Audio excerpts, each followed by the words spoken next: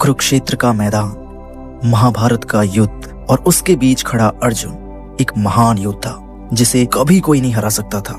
लेकिन आज अर्जुन टूट चुका था। उसके सामने थे उसके ही गुरु, उसके ही भाई, और वो युद्ध जो वो नहीं लड़ना चाहता था। वह कृष्ण के सामने रो पड़ा, हे केशव, मैं ये युद्ध नहीं लड़ सकता, मैं अपनों को मरते हुए नहीं देख सकता। ये कैसा धर्म है? क्या आपको ये कहानी जानी पहचानी लग रही है?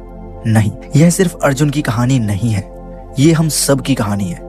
हर दिन हम अपने जीवन में एक कुरुक्षेत्र से गुजरते हैं, जहां हमें चुनना होता है, हम डर के साथ जिएंगे या शक्ति के साथ, हम भाग्य को दोष देंगे या कर्म करेंगे। जब अर्जुन भय में डूब गया, तब कृष्ण ने उसे सबसे पहला और सबसे गहरा रहस्य बताया। अर्जुन, तू यह शरीर नहीं है, तू आत्मा है। सोचो, अगर तुम सिर्फ यह शरीर हो तो जब यह मर जाएगा तब तुम भी खत्म हो जाओगे, लेकिन अगर तुम आत्मा हो तो तुम कभी नहीं मर सकते। गीता कहती है, ना आत्मा को आग जला सकती है, ना पानी गीला कर सकता है, और ना ही हवा सुखा सकती है। अब सोचो, अगर हम वास्तव में आत्मा हैं, तो फिर डर किस बात का? फिर ये मोह, ये चिंता, ये बेचैनी क्यों?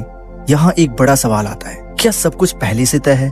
क्या हम सिर्फ एक स्क्रिप्ट को जी रहे हैं जो पहले ही लिखी जा चुकी है?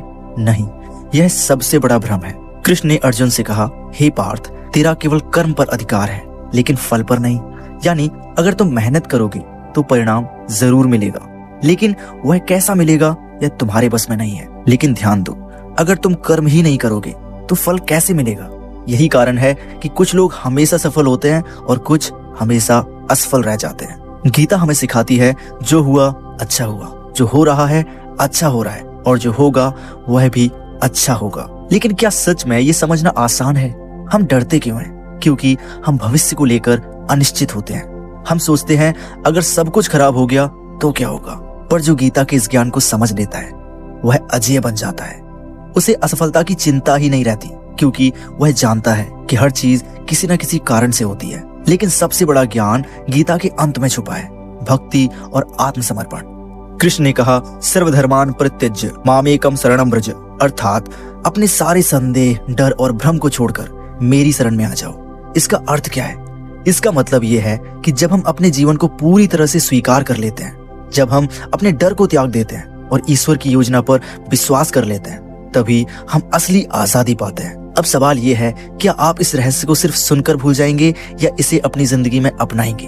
अगर आपने इसे समझ लिया है तो आप किसी भी परिस्थिति में अडिग रह सकते हैं। कोई भी मुश्किल आपको नहीं तोड़ सकती, कोई भी हार आपको नहीं हरा सकती, क्योंकि जब आप गीता को समझ लेते हैं तब आप सिर्फ जीते नहीं बल्कि अमर हो जाते हैं।